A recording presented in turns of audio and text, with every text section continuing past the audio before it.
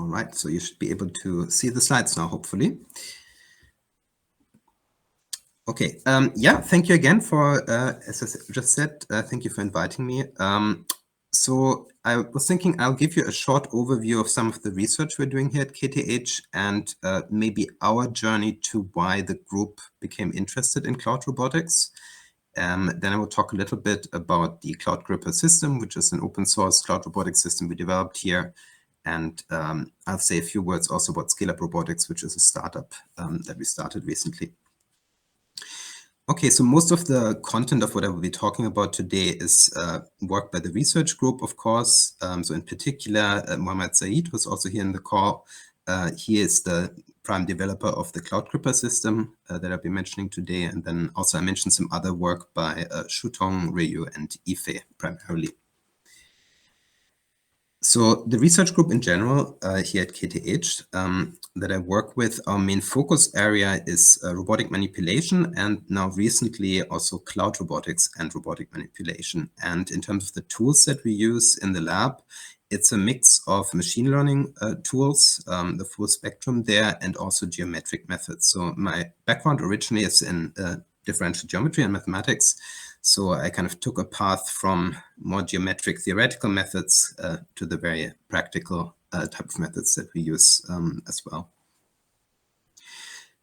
Maybe just a few words about robotic manipulation in general. So when you hear the word robotic manipulation, maybe you're thinking about something like the picture on the left here, a classical automotive setting. In my mind, the interesting challenge is really more something that looks closer to what we have on the right. So the way that humans use their hands in everyday life. It's really quite fascinating the way we're able to use both the sensor data that comes through our eyes, the visual data, as well as tactile data to really achieve amazing feats of manipulation in real life. And for us, the challenge here is to endow robotic systems with similar abilities. So far, this is still very far off, but rapid progress is being made, particularly on the machine learning front recently in this field. So in terms of complexity of the robotic manipulation challenge, I think it's fair to say that it's one of the really the grand challenges that's outstanding in robotics today. It's one of the key skills that robots have not mastered yet, which is required to make them useful in everyday unstructured environments, like in the home, to maybe do chores for us eventually in the future. So how hard exactly is robotic manipulation? I think this is a very interesting question to ask. And of course, it's difficult to find an answer to that. But we can start by thinking about some classic problems in robotic manipulation. And maybe the most classical problems of all is robotic grasping, which I'll come to in a second. But before we get to there, something even simpler. What about a system like this? So in general, when I ask the question, how hard is robotic manipulation? I'm interested in that from a data-driven perspective. So as a machine learning problem, how hard is it? And here's an example of a system which looks very simple, but is very difficult, the classic double pendulum, which is a chaotic system. So a small perturbation in the initial state will give you vastly different trajectories as you roll out kind of trajectories of this. So it's an example of a system that's simple at first glance, but really is a challenging one and maybe not the right one to use with data-driven methods if you want to kind of predict these long-term trajectories due to this chaotic nature.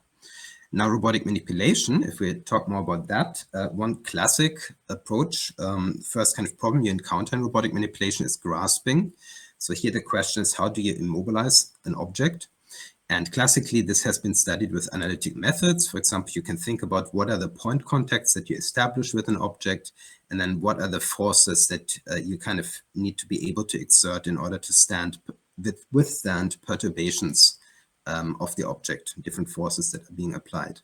And there's lots of classic literature on this. For example, there are these grasp quality metrics that we've worked with in the past, which really give you an estimate of how well you're able to kind of immobilize an object in the robot's hand. And you can ask more precisely now, how hard is robotic grasping in particular? And for this, you can provide some answers. So we did some work more than a decade ago that, for example, showed that these grasp quality metrics, in particular the one I just showed, is actually Lipschitz continuous. So that means that not only do we know that it's a continuous function as you change, for example, the contact points continuously on an object, or you change the normal direction of how the contact normals look and so on. So it's in a sense a tame function to learn. It's continuous. We know exactly how it varies. That's made precise with these Lipschitz constants. So you would think that should be an easy problem to learn. But it's still challenging, and challenging in the sense because if you try just random combinations of contacts on an object to grasp it, you will very likely fail. And we did in the past some statistical evaluations of this, very large scale ones with like 100 million simulated grasps. And the typical probability distributions of grasp quality that you get out when you do that look something like this. So you have the vast majority of the mass of probability mass is random configurations that simply aren't good for grasping. They're very unstable, i.e. they have very low grasp quality. So if you want to explore this in a data-driven way, your first problem is that to find successful grasps, just random sampling of trial and error is very likely to fail. And of course, this is an analytic model, so it's maybe slightly worse in the analytic sense than it is in reality, because typically when you grasp an object, you have like rubber fingertips and so on, which is making life easier than this analytic model. But it gives you a sense that grasping on the one hand is difficult, because a random grasp will not be successful. And on the other hand, it's maybe tame because it's a continuous problem. We can really analyze it very rigorously with the kind of physics models that we have. Okay, and we've done lots of work in this direction, collaborations, etc., trying to develop data-driven methods for robotic grasping. Many of these are more than a decade old by now. For example, on the right is the DEXNet work in collaboration with Ken Goldberg's group at UC Berkeley. And on the left, this is a paper where we looked at kind of different ways to generalize graphs. If you know how to grasp an object of one type, how can you continuously deform it into another type of object about which you might not have prior experience yet, and so on. So grasping is kind of a well-established part of robotic manipulation by now, where these data-driven methods have become quite mature. And the kind of meta lesson from all this is a repetition of the story that repeats itself over and over again in machine learning, which is, okay, of course, the more data you have available for training these types of models, the better your performance gets. And that's pretty reliable across different types of machine learning methods, no matter whether it's more modern ones or even classic methods like random forests, etc. So there is kind of a data-driven story to all this, which tells us, yes, these problems are problems that we can potentially tackle with learning-based methods, but large amounts of data are potentially needed for these. And the DEXNet work, for example, did use cloud computing in those days already to do some of the training data analysis, simulation, and learning for these models. If we ask again now this question I asked in the beginning, but how difficult is a particular robotic manipulation, going now beyond just grasping? One very interesting aspect you can think about is, what about physical properties? Like, for example, whether you manipulate a rigid object or a deformable object. Intuitively, you would think that rigid object manipulation is maybe an easier task to learn than deformable object manipulation, but we don't really have good data about this yet. So here's an illustration of a simple simulation setup where we're looking at this peg in the hole problem. It's a classic robotics problem. You have to insert a initially rigid peg. So you see the example with the A figure here. But you could imagine generalizing this to settings where maybe this object that you're holding is deformable in a variety of ways. So you could look at objects that are plastically deformable or elastically deformable, etc. And if you now ask again, how hard is that problem from a data-driven perspective? It's actually not so easy to answer what exactly the relationship between complexity in learning and physical parameters is. So in the past, we've done some simulation studies on this, which weren't really conclusively providing an answer. And to this day, I think this is one of these really difficult challenges in robotics where, let's say you want to really train a machine learning methods to deployment with a commercial perspective, for example.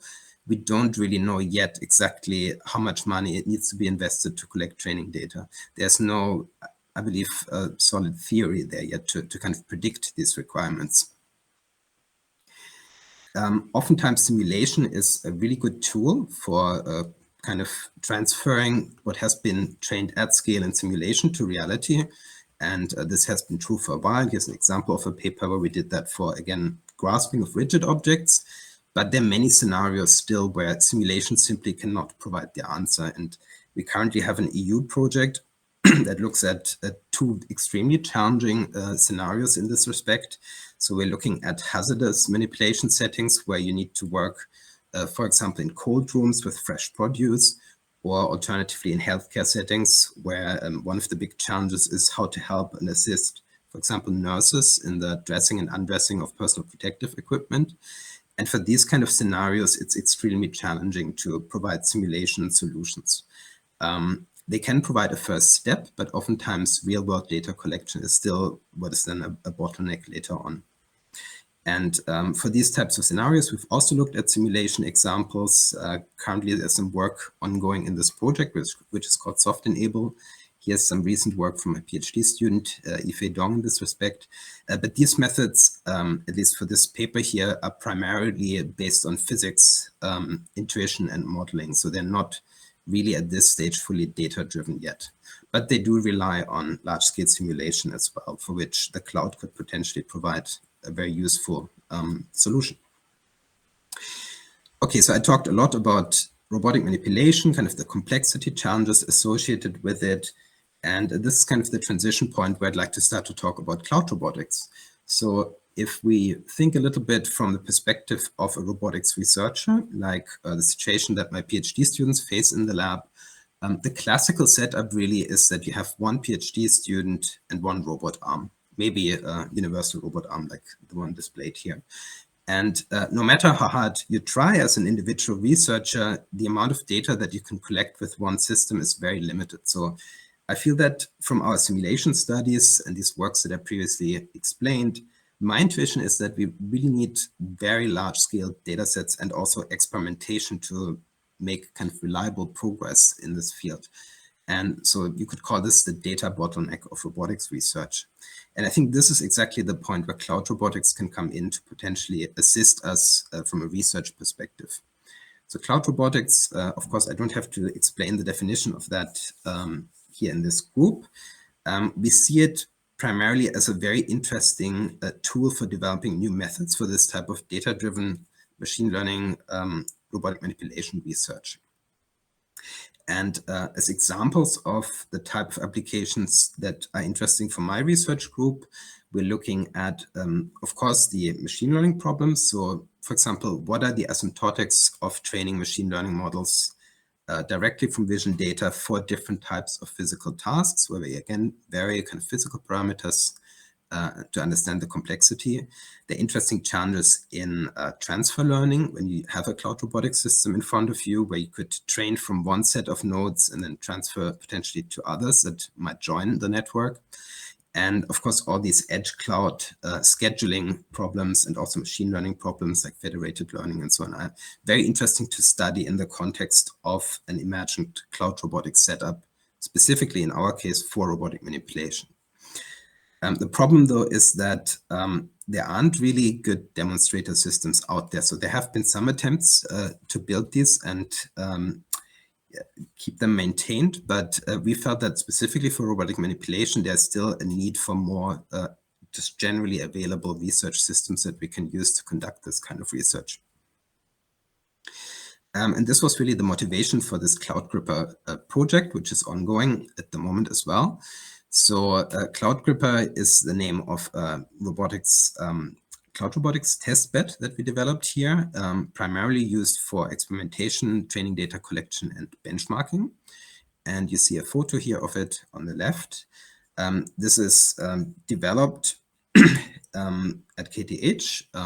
Currently, we have 32 of these robot cells available, so it looks exactly like the photo. Basically, it's a rack of 16 robots on each side. They're small cells that can actually be closed as well and have individual lighting inside. So the kind of visual data that you get back is the same no matter what's the time of the year or time of the day. And the whole thing is connected to the internet, of course, with a 10 gigabit connection. And we have some customizable work cells inside. So this is how it looks inside. It will remind you immediately of a 3D printer, and that's exactly the base kinematics that we're using here as well. The design focus here of this system, which Mohammed Zahid has primarily developed, is simplicity. First of all, we want something that's available 24/7 and very reliable. So that's part of the reason why we went with this 3D printer base kinematic here. And we have a setup where you have one camera looking from above. I'll show you some videos from this in a moment. And then in this picture here, there's a white base plate, but this can actually be removed, and we can also look at the scene from below, which is useful for some of the kind of planar manipulation settings that we're interested in. And again, with respect to the theme of simplicity, so the whole API for the system at its core in the first version is actually extremely simple. It's a basic REST API that controls the robot. So it's a low control frequency, you can say, at the moment. But we felt that we should just go for something as simple as possible in the first iteration. And now we're currently iterating on this. There's a ROS wrapper as well, a ROS2 wrapper. And we're hoping to bring ROS closer to the base system as well as we kind of develop this further. And this work has been presented at ICRA in this year in Yokohama. Yeah, here you see some more information about how the system looks. So again, very cheap components. Basically, 3D printing is used everywhere. We have, in terms of electronics, there's a Raspberry Pi that provides the compute, and then I can show some more. Here are some examples of how the internal video feeds look like, with the base plate now being transparent, and an example data collection setup that we have here. So we're very interested in deformable object manipulation, as you might have gathered from the previous simulation examples. And one first test that we run is to have these ropes in all the robots and then interact randomly with them in order to collect some large-scale data sets that we can use for state estimation and prediction of how these objects deform under interaction with the robot. The basic setup is like this. So we have the Raspberry Pi providing the compute. As I mentioned, there's a microcontroller as well locally. And basically each robot is its own independent unit that's just connected via a switch to the internet. There's also a local compute node that we can use to study some edge computing and scheduling aspects. And then in the cloud, we have a research project funded by WASP, which is also helping us with cloud computing resources. So some of the research questions center around to what extent you can use remote cloud computing versus edge computing for this type of system to have a performant example research testbed. Here's a quick video of how the data collection looks internally at these robots. The primary benefit for us, of course, is that you immediately have 32 robots from which you can collect your training data for research purposes, which is very nice.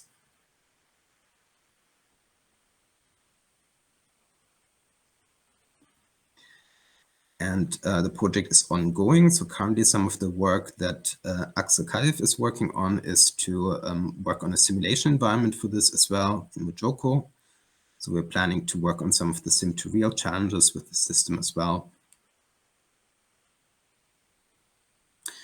And there have been a couple of activities now where we had a stand at IROS in 2023, and now also at ICRA in 2024. There was a tutorial that we participated and co-organized with UC Berkeley and CMU on actually ROS2 and FOGROS as well, which was their main interest, and then a demonstration with CloudGripper as well to do some data collection from Japan, which was quite exciting. Yes, and as a testbed, so CloudGripper has this website, cloudgripper.org. We provide free access to research collaborators that are interested in using the system, and there are also some very large data sets already available. So we have more than 1 terabyte of data, over 1,000 hours of robot experiments on these systems that we think are quite interesting for data-driven research, particularly if you're interested in vision transformers for robotic manipulation and so on. So I encourage everyone who is listening, if you want to do research on a system like this, just contact us. It's a very simple process to get access. Yeah, and maybe also a word about the research project itself. So there is a Cloud Robotics Nest project, which is funded by the Wallenberry AI Autonomous Systems and Software Program, which is really providing the research funding for all this. And it's a collaboration with multiple universities, co-PIs also from Umeå University and Lund University, and some industrial partners as well that will be involved later on in the project as well. And some of the research questions that the colleagues here are looking at are including, for example, resource allocation problems. This is one of the interest areas of Eric Elmott's group at Umeå University. Again, the question of where should, for example, motion planning be scheduled? Should it be run completely locally on the edge node? Should it be a little bit further away from that in the network, or all the way remotely in the cloud, and so on? And then Martina Maggio is looking at control theory with remote access, again, some of the challenges around that. And Monova Buyan's group is looking at the federated learning aspects of working with a system like this. So it's very exciting for us to be able to do all this type of work on a real system rather than to kind of have a very artificial setup to studying these research problems. And just very quickly, one example of an example use case of the system that Shutong Jin at my research group has been working on with colleagues, Ryu Wang and Mohammed Saeed as well, is to look at an example, basically study of this type of system to evaluate the performance of vision transformers in robotics and to understand which attributes really influence the performance of these types of models. So, for example, we had a setup here where the robots push around these various types of target objects. They have different colors, different shapes, and so on. And the task is to essentially predict the trajectory of these objects under pushing actions. And for that, we have also the camera from the bottom to give us ground truth information. And one kind of desirable property that you would want to have from a machine learning model trained on these is that they should not be sensitive to, for example, the color of an object, but they should likely be sensitive to the shape and the physical properties of the object, right? Because as you're pushing a ball around, the behavior would be very different from, for example, this little cube. That is what you would want from systems like that. But the problem is that current architectures are still extremely sensitive to the wrong types of properties from visual data, as you might expect. So, for example, one of the findings is that color still is an extremely important aspect influencing these trained models. So when you work with these, we currently have to really take active steps to try to mitigate the problems around sensitivity for specific types of object properties that you have seen in the training data. If you're interested in that, there's an IROS paper that's appearing this year as well. The paper's on arXiv as well. So here's an example of the training data collection from this. On the right-hand side, you see the actual motion of the little ball. That's maybe a little bit small to see here, or various objects in the scene. And the training data as input is just the video sequence. So this is often challenging because the object might be occluded also by the gripper. And there might be some very long-range trajectories where the ball kind of rolls around in a quite complicated fashion. So predicting those is an interesting, challenging problem in its own right. And yeah, one of the takeaway messages for this is that essentially impact of color is much larger than you would want. Background information, surprisingly, and variation in background were not as relevant. And yeah, there's still, basically the message here is that we still have lots of work to do when it comes to using, for example, vision transformers for robotic manipulation in order to get really reliable results under varying environment conditions. Yes, so this was a very short summary of some of the research we're doing, why we're interested in cloud robotics from that kind of approach direction. And I would want to use the last maybe 2 minutes or so to just explain another endeavor that is ongoing. And this is Scaleup Robotics, which is a startup Mohammed Saeed and I started recently. It's supported by KDH Innovation, and it is essentially trying to use this cloud robotics paradigm for education for end users of all ages. So what you see here are 2 sample projects that we did On the left, this is San Francisco Public Library, where we had a class with some students during Tech Week, where the participants actually used the robots in Sweden from California. And on the right-hand side is an example in a primary school where we're working with a very simple kind of block programming lessons, but with live robots, where the kids were very excited to play around with the robot and complete different challenges around, for example, drawing different patterns with the robot and picking up objects, etc. So the startup is now developing essentially a full service around this. Our goal is to build a platform where anyone can work with 1, 2, or as many cloud robots as they want to not only understand robotics, but maybe also to learn other concepts around that are required for this, both the programming skills, the mathematics skills, and also, of course, the machine learning. And as a last thing, what I wanted to say is that the startup is now working with setting up different types of challenges with these robots. So what you see here is the commercial version of the robots that the startup has developed. And what's kind of very interesting about this is that even in a simple robotic system as the one that you see here, there are some challenges that you can start to tackle, which are already close to basically unsolved problems in research today. So cable routing, cloth folding, interesting pick and place tasks, and so on. And at Scaleup Robotics, we're now building a system where you can use Python notebooks and so on to work with these robots directly without much setup, which is maybe interesting to some of the people that might be listening to this talk as well. Yeah, I think I'll stop here. And if you have any questions, please ask, we can discuss a bit.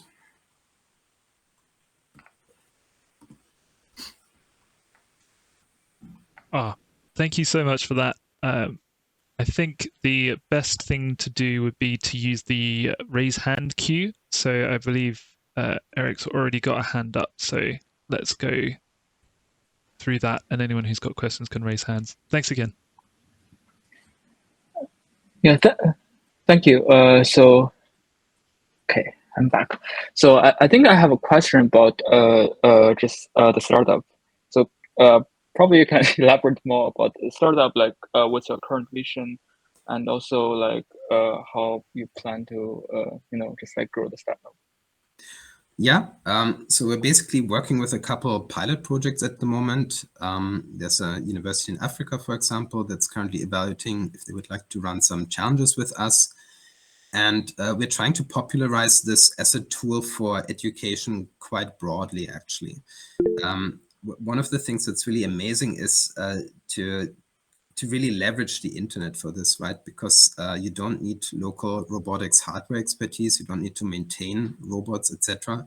So we think that for education, this could really be a great tool at all levels, from primary school all the way up to university education. So our hope is that in future, when you get a degree in robotics, you've actually spent a few hundred hours working with real robots, right? Because today this is still not true for many programs around the world, where the amount of time you actually get to work with, especially robotic manipulation, is very limited. You might have seen drones, you might have seen like line following robots, but robotic manipulation is kind of out of scope for a lot of university programs to date. So that's what we're trying to make a reality, that people can really access these.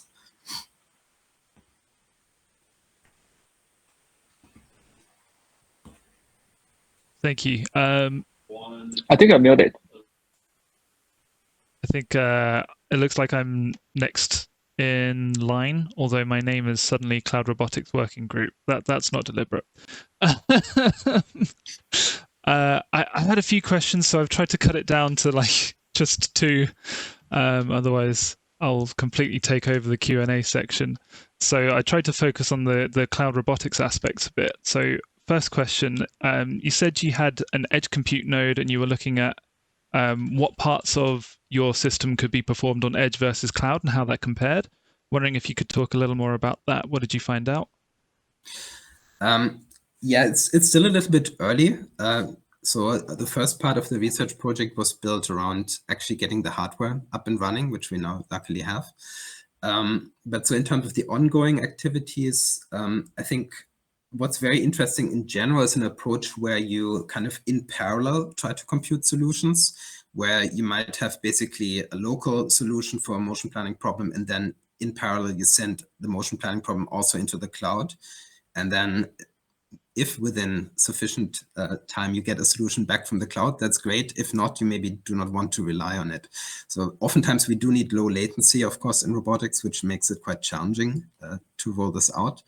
But I think there could be potential answers to this, leveraging cloud computing as a kind of higher quality version of what you could do locally on a robot. And then for other types of applications, like these kind of vision transformer models that Shutong and Ryu in my group are working on, there we have the very practical challenge that just running these on a local robot would require too much energy currently. I mean, you would need some massive GPU resources locally. So for those types of foundation model type methods, maybe we do need the cloud anyway. Yeah, we'll have to see. That's great. I can't believe I never thought of doing a cloud and local in parallel and seeing what came out best. And then my other question focused on cloud robotics was, so you used it for data collection for machine learning and for doing inference. Is there anything else that cloud robotics helped with? I think, I mean, in general, I think the amount of edge cases that you see just by having much higher number of hours of experimental evaluation is really interesting. I think this is one of the key problems in robotics overall, that we just have not enough experimentation, no matter whether it's data-driven or machine learning-driven or not, even classical algorithms, right? So I would love to see a global kind of network of these research robots where you can just deploy it on different types of hardware, different types of robots. Ours are, of course, very limited. I would have to say that, right? I mean, it's, I suppose, obvious that these are very simple robots. Ideally, you would also want to test in more capable industrial settings where you have 6 and 7 degree of freedom arms, maybe dual arm systems and so on. So this is actually currently ongoing work for a second iteration of this system where we have a smaller number of high quality industrial robot arm cells to work in the same paradigm. And there are still many problems to solve. I mean, to start with, the robots shouldn't destroy themselves in 24/7 operation by some end user that might be doing things that are not ideal. Also, the resetting problem is very interesting. Maybe that's something that might have come to your mind as well. Running these cells 24/7, it's not clear how do you reset them. And for every type of manipulation problem, you would have to kind of co-design the resetting mechanism. I'm not sure I have a complete answer to this yet, but it's an interesting problem to think about as well. Amazing, really interesting. Thank you.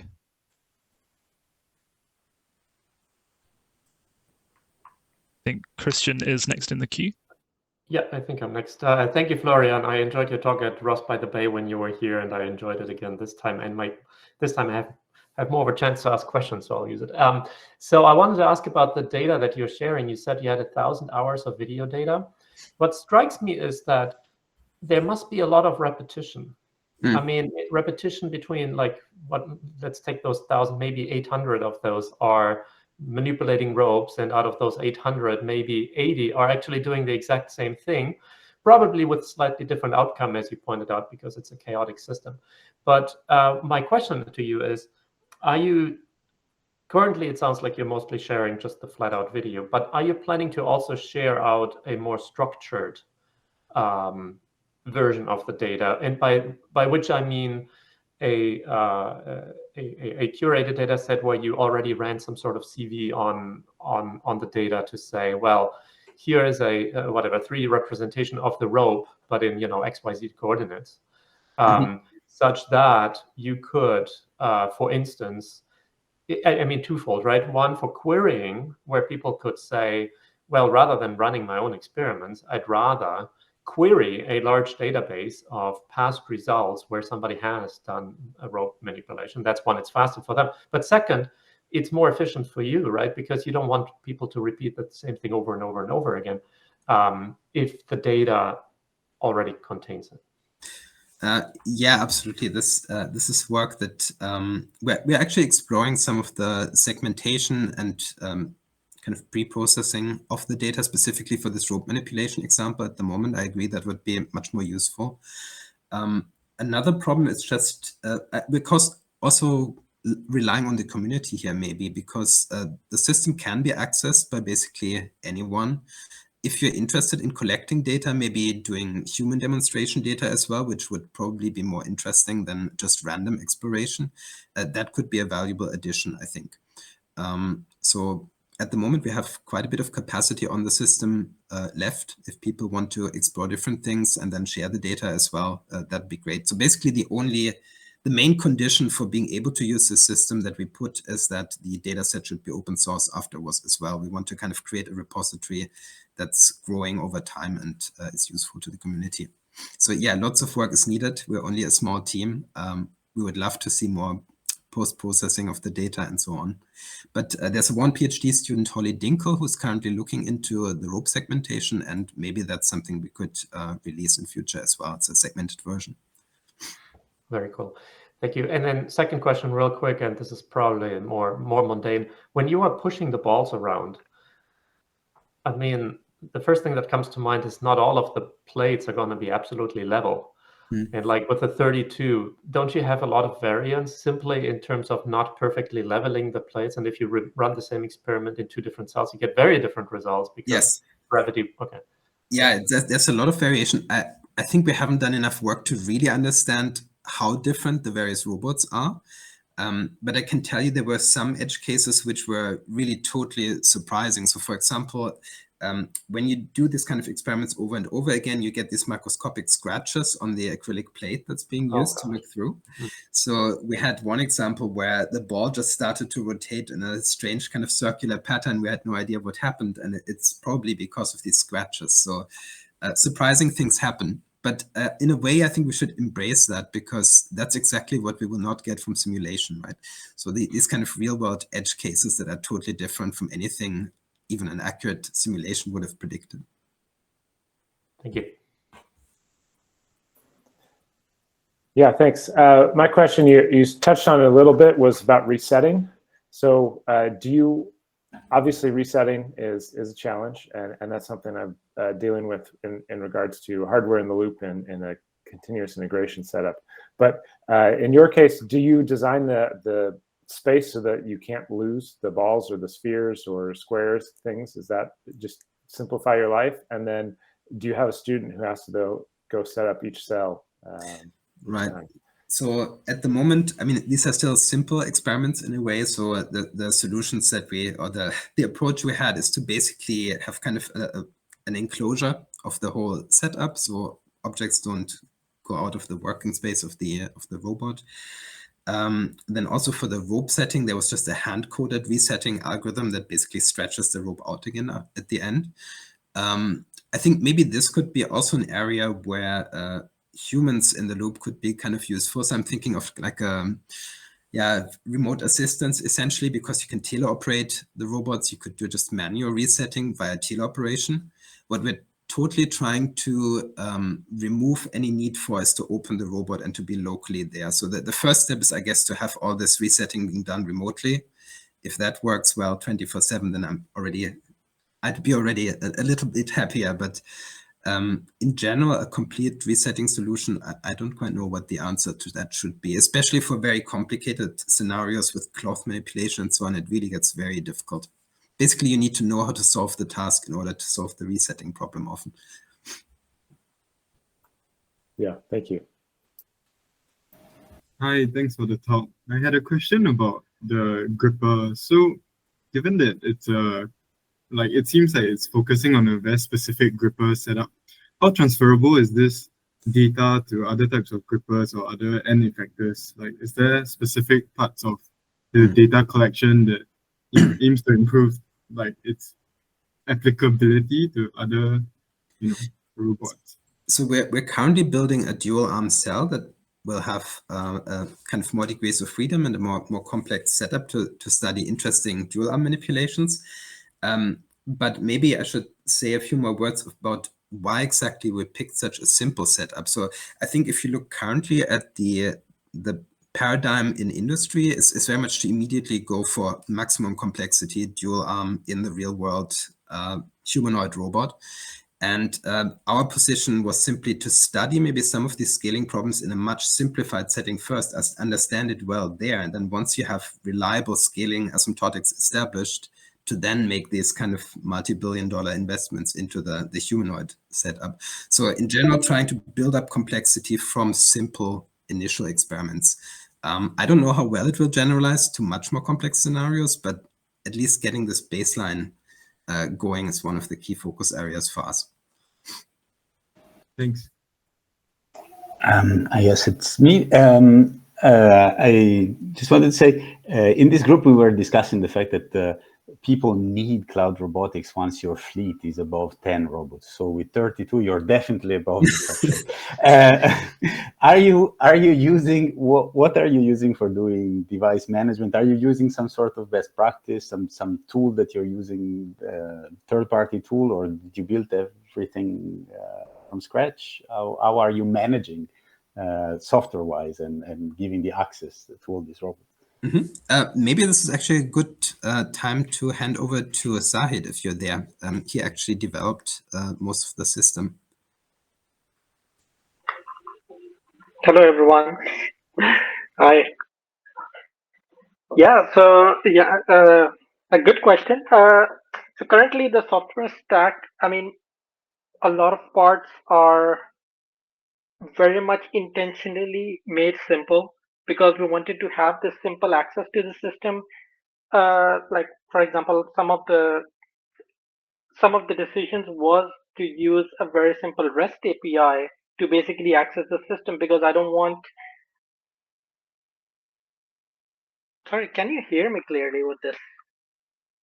So, for example, the community that we wanted to target was not just the robotics community, but also the machine learning community. So I didn't want our solution to be enclosed with ROS because machine learning community might struggle with setting up the ROS infrastructure and all the complexities associated with ROS. So we decided not to, so to have a very simple Python interface communicating over HTTP and communicating over WebSockets, for example. And in the backend, it's a very simple API Nginx application manager to manage all these robots and to coordinate between them.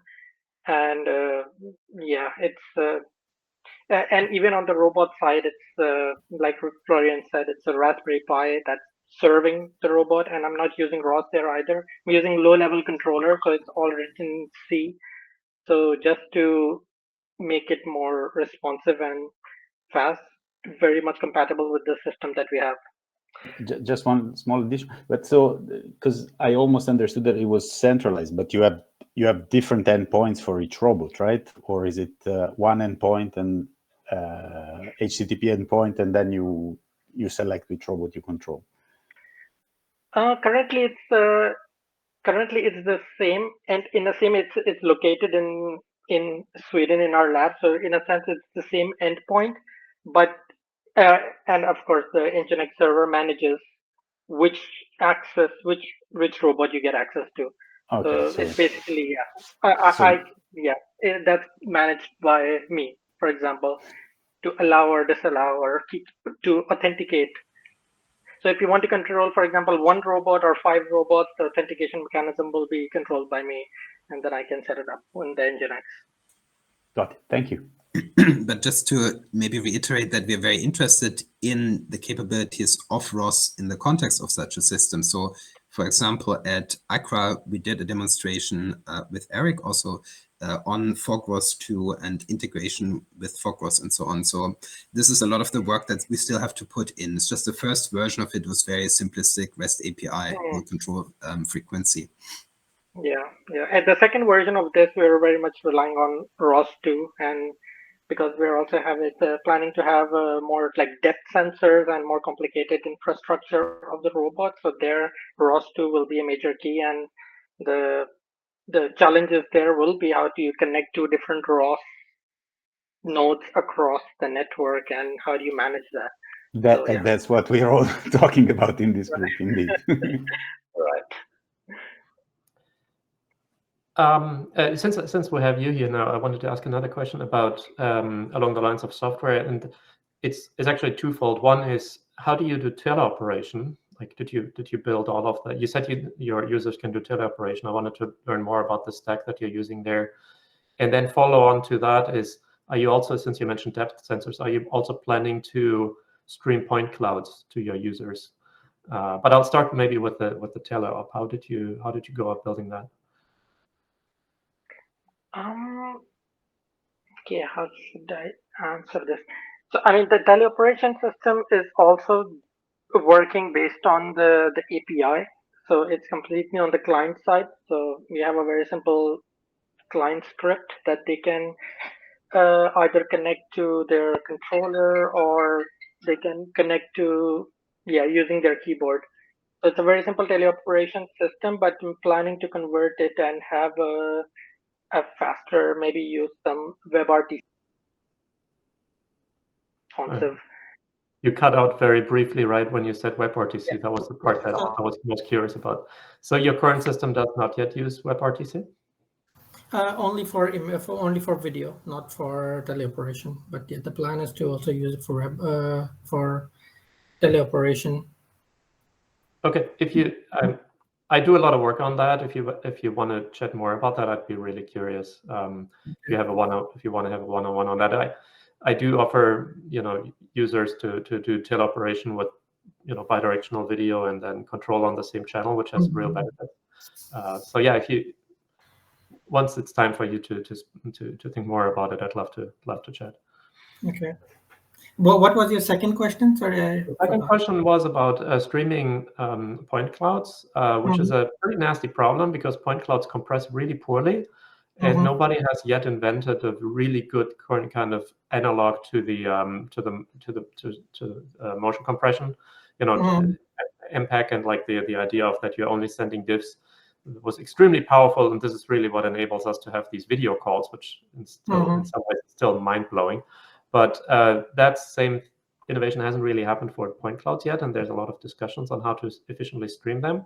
So I was wondering how you think about that.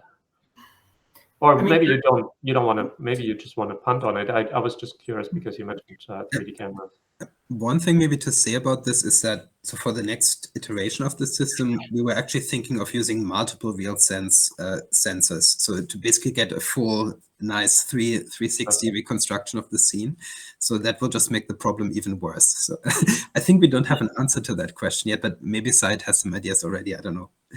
Yeah, I mean, I still haven't. I need to play around with it more to actually figure out what kind of method or how do I want to tackle that problem.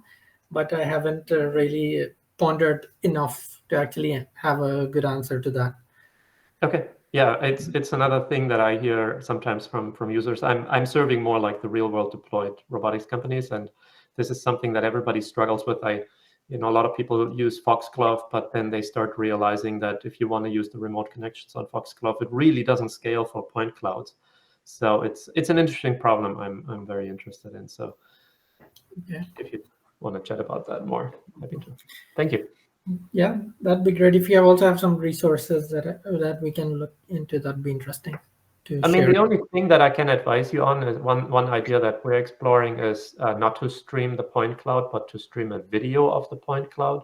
That's very useful for the remote user to debug. Obviously, the user won't be able to do any post-processing on it, but it is extremely efficient because you're basically rendering a visualization of the point cloud on the device and then just streaming that. It's similar to what NVIDIA does, like for cloud gaming. They allow you to, without having an NVIDIA card, you can play these video games because they're rendering it in the cloud and streaming it to you. Right.